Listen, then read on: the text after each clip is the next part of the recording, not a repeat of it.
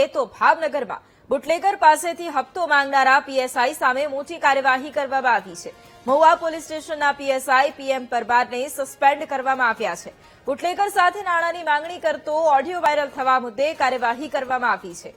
તપાસ દરમિયાન ફરજમાં ગંભીર બેદરકારી સામે આવતા પીએસઆઈને સસ્પેન્ડ કરવામાં આવ્યા છે।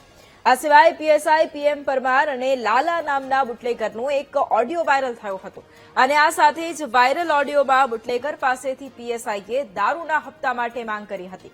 પીએસઆઈ પરમારે બુટલેગરને કાર્યવાહીની પણ ધમકી આપી હતી। ઓડિયો વાયરલ થયા પછી પીએસઆઈ પરમાર સામે ખાતાકીય તપાસ પણ શરૂ કરવામાં આવી છે।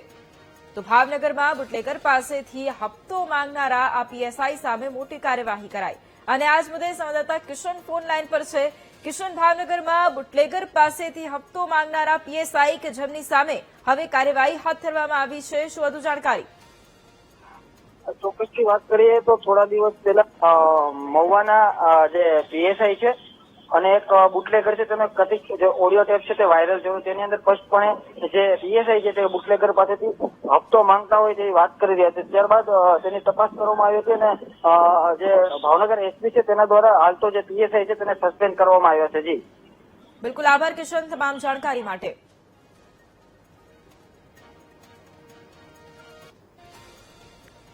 તો ભાવનગરના પીએસઆઈ સામે આ મોટી કાર્યવાહી કરવામાં આવી છે। બુટલેગર પાસે હપ્તો માંગવામાં આવ્યો હતો અને તેને લઈને આ કાર્યવાહી કરવામાં આવી છે।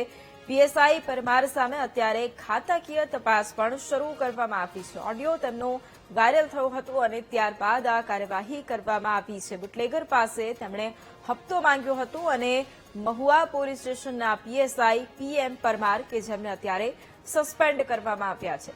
નાણાંની માંગણી કરતો એક ઓડિયો છે એ વાયરલ થયો હતો અને હવે તેને લઈને તપાસ શરૂ કરવામાં આવી છે। સાથે જ ફરજમાં ગંભીર બેદરકારી તેમની છતી થઈ છે। ઓડિયો ક્લિપ પણ વાયરલ થયું છે અને જેને લઈને તેમને સસ્પેન્ડ કરવામાં આવ્યા છે। વાયરલ ઓડિયોમાં આ બુટલેગર પાસેથી પીએસઆઈએ દારૂના હપ્તા માંગ્યા હતા।